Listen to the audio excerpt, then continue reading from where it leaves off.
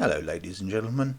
Today I'd like to talk about Wi-Fi and how you can get a better connection throughout the house.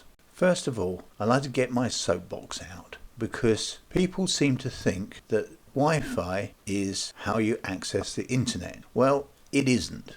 Your internet connection is normally got by a cable running into your house into a router. That router also produces a Wi-Fi connection which you use to connect to the internet. Now I know it sounds like they're all meshed together, but if you have Wi-Fi turned off on the router and plug devices directly into the back of the router, you're getting the internet. You don't need Wi-Fi, but because the world uses Wi-Fi to connect to the internet for most things, people seem to mash the two together. But just remember, the internet connection that you get coming into the house is not the same as the Wi-Fi connection between the router and your device, like a laptop or a tablet. Goodness me, that looks complicated.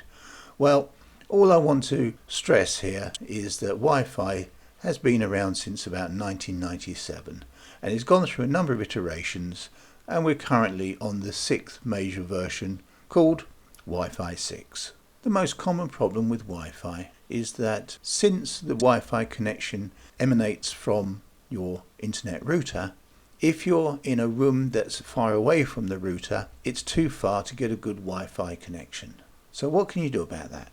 The cheapest option available to you is something called a Wi-Fi Booster, sometimes called a range extender. These little devils are terribly difficult to get working correctly.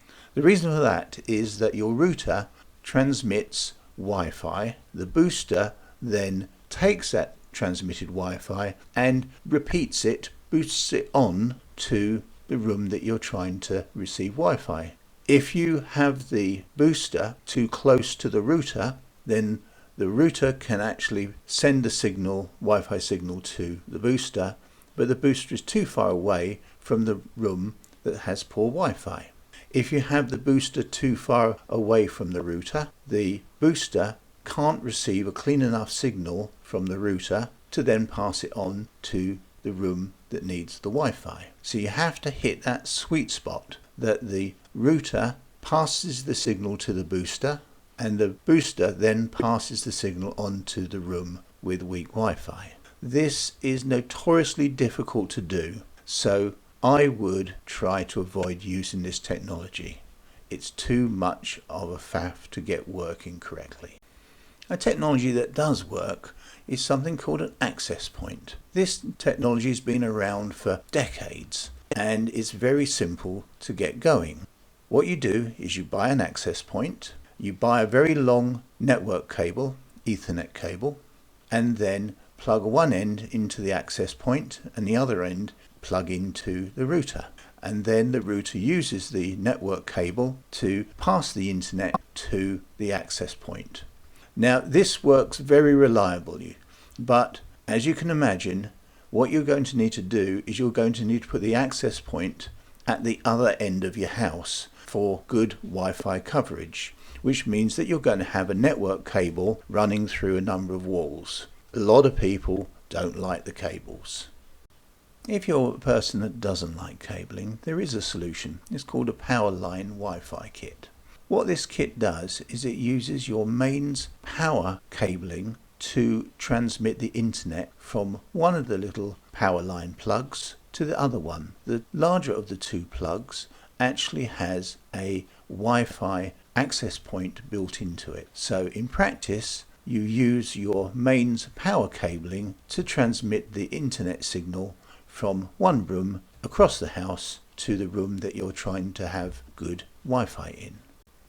The best way to get good Wi-Fi across your entire house is something called a Wi-Fi Mesh network. A mesh network is made up of a number of little units that work in conjunction with one another to provide a good Wi-Fi signal across your entire house. The minimum number of units is 2 to provide a mesh, but normally they're sold in 3, 4 or 5. This produces a good solid signal across the entire house. Also, because they're acting as one Wi-Fi connection, you can move across between rooms in your house while streaming a video, for example, off the internet, and you won't notice a loss of signal because as you move between the rooms, the Wi-Fi mesh devices hand over the duty of giving you a good internet signal over Wi-Fi between themselves. You don't need to worry about connecting between the internet nodes. They do it themselves.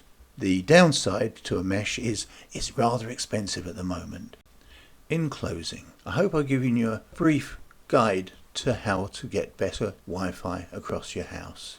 But what I would say is that no matter how fast your internet speeds are to the router, if your router is more than about a decade old, the Wi-Fi that it produces will be substandard for today's modern day devices. So I would recommend either buying a new third-party router, or more probably you'd want to contact your internet provider and request a new modern day router.